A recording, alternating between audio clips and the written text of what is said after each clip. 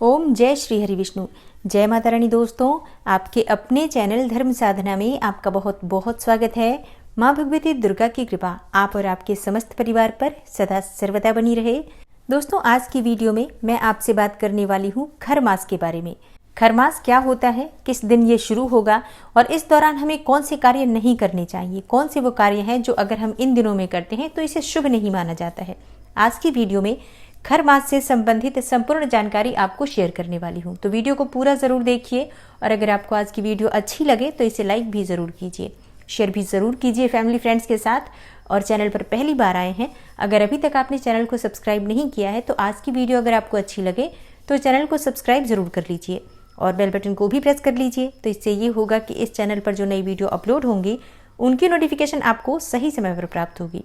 बात करते हैं सबसे पहले कि खरमास होता क्या है।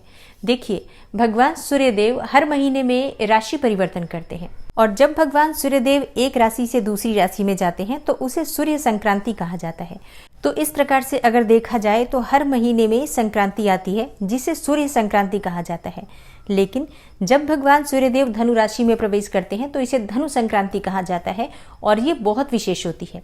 धनु राशि गुरु बृहस्पति की राशि होती है और जब भगवान सूर्यदेव बृहस्पति की राशि में प्रवेश करते हैं तो इस दौरान कई ऐसे कार्य हैं जो ज्योतिष शास्त्र के अनुसार वर्जित माने गए हैं और ये समय लगभग 1 महीने का होता है।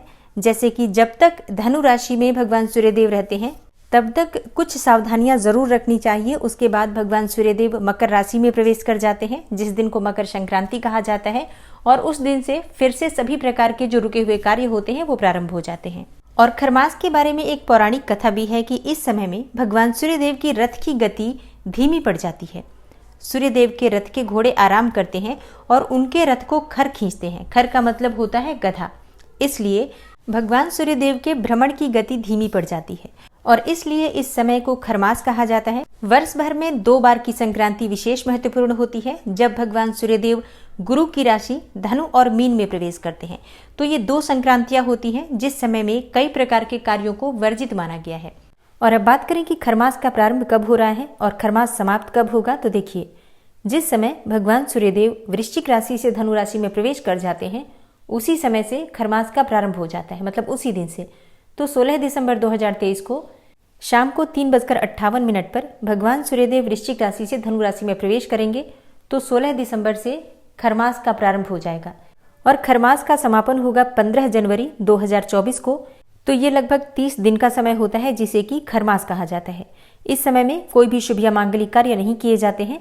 फिर मकर संक्रांति के दिन जब भगवान सूर्यदेव उत्तरायण होते हैं तो सभी प्रकार के शुभ और मांगलिक कार्यों का प्रारंभ हो जाता है और साल 2024 में मकर संक्रांति मनाई जाएगी 15 जनवरी 2024 को। 15 जनवरी 2024 को सुबह 2:54 पर सूर्यदेव प्रवेश करेंगे धनु राशि से मकर राशि में और इसी दिन मकर संक्रांति मनाई जाएगी। तो अब देखिए, 15 जनवरी से तो आप कोई भी शुभ और मांगलिक कार्य कर सकते हैं, लेकिन 16 दिसंबर से 14 जनवरी तक आप किसी भी प्रकार के शुभ और मांगलिक कार्य नहीं करेंगे। तो ऐसे में आपके जो भी जरूरी कार्य हैं वो 15 दिसंबर तक आप जरूर कर लीजिए, क्योंकि 16 दिसंबर से बहुत से ऐसे कार्य हैं जो आप नहीं कर पाएंगे कि शादी, विवाह, मुंडन या फिर कर्णछेदन, बच्चों के जो पहली बार कान छिदवाए जाते हैं वो भी खरमास में नहीं किया जाता है। और हाँ, खरमास में आप नए घर में प्रवेश नहीं कर सकते हैं, गृह प्रवेश भी नहीं करना चाहिए। अब बहुत से लोगों का प्रश्न होगा, क्या किराए के घर में हम प्रवेश कर सकते हैं? तो देखिए, घर चाहे किराए का हो या अपना हो, जब हम उस घर में रहते हैं तो उसके सुख और दुख, परिणाम और दुष्परिणाम सब हमें प्राप्त होते हैं। इसलिए हमेशा जब हम किसी भी घर में प्रवेश करते हैं तो शुभ मुहूर्त का ध्यान जरूर रखना चाहिए। तो बेशक आप किराए के घर में भी जाना चाहते हो तो प्रयास कीजिए कि आप 15 दिसंबर से पहले ही घर बदल लीजिए या फिर आप 14 जनवरी के बाद बदलिए। अब अगर मान लीजिए बहुत ज़रूरी है, आपको इसी बीच में घर बदलना पड़े, तो आप क्या करेंगे? तब आप ऐसा कर सकते हैं कि जैसे अगर आपने पहले से घर देख लिया है और 15 दिसंबर के बाद आप जाना चाहते हैं तो इसी समय में 15 दिसंबर से पहले अपने घर की कोई भी चीज़, जैसे कि आप कुछ कपड़े या कुछ सामान उस घर में जहाँ पर आपको जाकर रहना है उस घर में ले जाकर 15 दिसंबर से पहले ही रख दीजिए। तो फिर आप बीच में भी उस घर में प्रवेश कर सकते हैं, कोई समस्या नहीं होगी। और हाँ, अगर आप कोई नई ज़मीन खरीदना चाहते हैं, कोई प्रॉपर्टी लेना चाहते हैं, कोई घर खरीदना चाहते हैं, कोई गाड़ी खरीदना चाहते हैं, किसी भी प्रकार का छोटा या बड़ा वाहन खरीदना चाहते हैं, तो भूल से भी खरमास में नहीं खरीदना चाहिए। तो या तो आप पहले ही खरीद लीजिए या फिर आप खरमास समाप्त होने के बाद 14 जनवरी के बाद खरीदेंगे। और अगला कौन सा कार्य है जो आपको नहीं करना है, तो देखिए, अगर आप कोई नया काम शुरू करना चाहते हैं, कोई नया व्यापार शुरू करना चाहते हैं, या फिर कोई छोटी सी भी अगर आप दुकान शुरू करना चाहते हैं जो कि पहली बार शुरू कर रहे हैं, तो भूल से भी आपको खरमास के समय में नहीं करना चाहिए। और खरमास के समय में बहू बेटियों की विदाई भी नहीं की जाती है, जैसे कि ससुराल से मायके जाना हो या मायके से ससुराल जाना हो, तो ऐसे में खरमास के समय में भूल से भी नहीं आना जाना चाहिए। इससे रिश्ते खराब होते हैं, स्वास्थ्य में भी परेशानियां बढ़ती हैं और आर्थिक स्थिति भी खराब होती है। इसलिए प्रयास कीजिए कि अगर आपको मायके से ससुराल जाना हो या ससुराल से मायके आना हो, तो आप खरमास से पहले ही मायके या ससुराल जहां भी आप जाना चाहते हैं होकर मिलकर आ जाइए। और ऐसे में कई लोगों के प्रश्न होंगे कि क्या किसी को भी जाना आना नहीं चाहिए, तो देखिए, अगर बहुत ज़रूरी ना हो तो खरमास के समय में स्थान परिवर्तन नहीं करना चाहिए। तो वैसे तो इस बात का ध्यान सभी को रखना चाहिए, लेकिन अगर आप पहली बार मायके से ससुराल जा रहे हैं या फिर ससुराल से मायके जा रहे हैं, तब तो आपके लिए इन बातों का ध्यान रखना अत्यंत आवश्यक है। और अब बात करें अगले नियम के बारे में, तो देखिए, खरमास के दिनों में सुहागिन महिलाओं को कुछ विशेष बातों का ध्यान जरूर रखना चाहिए। तो नियम के अनुसार सुहागिन महिलाओं को खरमास के दिनों में सुहाग की सामग्री नहीं खरीदनी चाहिए, जैसे कि चूड़ियां, बिंदी, पायल, बिछुए, सिंदूर। ये सभी चीजें सुहागिन महिलाओं के लिए बहुत कीमती होती हैं, या यूं कहा जाए कि अनमोल होती हैं। तो ऐसे दिनों में, जिन दिनों को अशुभ माना जाता है, उन दिनों में इन चीजों की खरीदारी नहीं करनी चाहिए। और मान लीजिए कि आप खरीद भी लेते हैं तो उसका प्रयोग मत कीजिए, आप रख दीजिए और मकर संक्रांति के बाद आप उसका प्रयोग कर सकते हैं, लेकिन इन दिनों में इन चीजों के प्रयोग से बचना चाहिए। और हाँ, कई स्थानों पर इस प्रकार के भी नियम होते हैं कि इस समय में, मतलब खरमास के दिनों में, नई साड़ियाँ, नए कपड़े नहीं खरीदे जाते हैं, नहीं प्रयोग किए जाते हैं।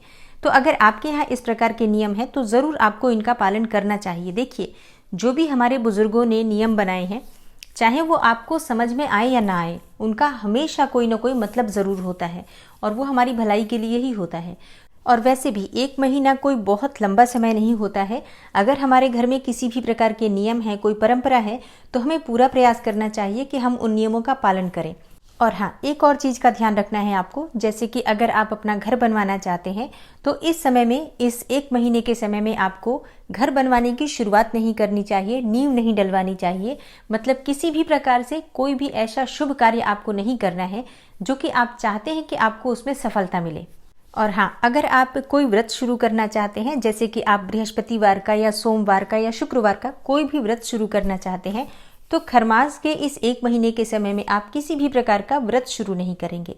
अब बहुत से भक्तों के प्रश्न आते हैं कि क्या हम उद्यापन कर सकते हैं इन दिनों में। देखिए, उद्यापन एक शुभ कार्य होता है। जैसे कि जो भी आप व्रत करते हैं, पूरे आपने 16 व्रत किए हैं गुरुवार के या फिर 16 व्रत किए हैं सोमवार के, तो उसका जो अंतिम उद्यापन का दिन होता है, उस दिन संपूर्ण फल आपको प्राप्त होता है व्रत का।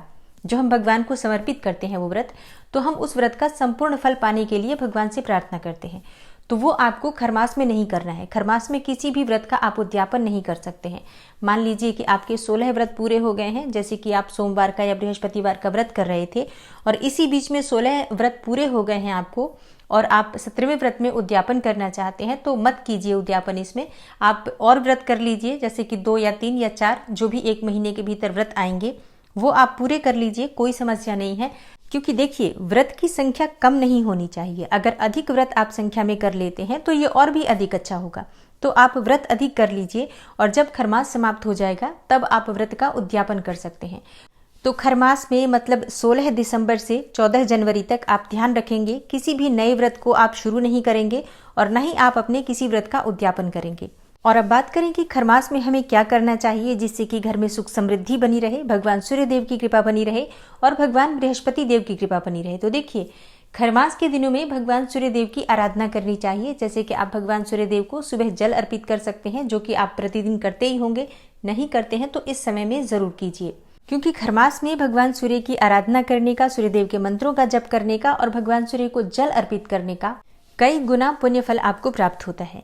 इसके अलावा इस समय में आपको बृहस्पति की आराधना करनी चाहिए। देखिए, अगर आपकी जन्म कुंडली में बृहस्पति कमजोर है तो ये जो समय होता है खरमास का, इस समय में अगर आप बृहस्पति की आराधना करेंगे, गुरु के मंत्रों का जप करेंगे, केले के पौधे में जल अर्पित करेंगे और पीले रंग के वस्त्र आप गुरुवार को जरूर धारण कीजिए। मस्तक पर हल्दी का तिलक लगाइए। आप चाहें तो हल्दी जल में डालकर स्नान कर सकते हैं, इससे आपके बृहस्पति को बल मिलता है और आपके कार्यों में आपको सफलता मिलती है। कौन से कार्य? सभी कार्य जो बृहस्पति से संबंधित होते हैं, जैसे कि धन की प्राप्ति, संतान की प्राप्ति, सौभाग्य की प्राप्ति और शिक्षा में सफलता, नौकरी व्यापार में सफलता। किसी भी प्रकार से आप करियर में सफलता पाना चाहते हैं, जीवन में सफलता पाना चाहते हैं, अपने जीवन को सुखमय बनाना चाहते हैं, सुकून चाहते हैं अपने जीवन में, तो बृहस्पति की आराधना अत्यंत आवश्यक है। और ये समय अत्यंत श्रेष्ठ है भगवान सूर्यदेव और भगवान बृहस्पति की आराधना करने का। तो 16 दिसंबर से 14 जनवरी तक खरमास का समय रहेगा। आपको इन बातों का ध्यान जरूर रखना चाहिए और उम्मीद करती हूँ कि आज की जानकारी आपको जरूर पसंद आएगी, आपके लिए उपयोगी हो अगर वीडियो, तो वीडियो को लाइक कीजिए, शेयर कीजिए। चैनल पर पहली बार आए हैं, अच्छी लगी हो वीडियो तो चैनल को सब्सक्राइब करके बेल आइकन को जरूर प्रेस कर लीजिए। मिलती हूँ मैं आपसे अगली वीडियो में, तब तक के लिए नमस्कार।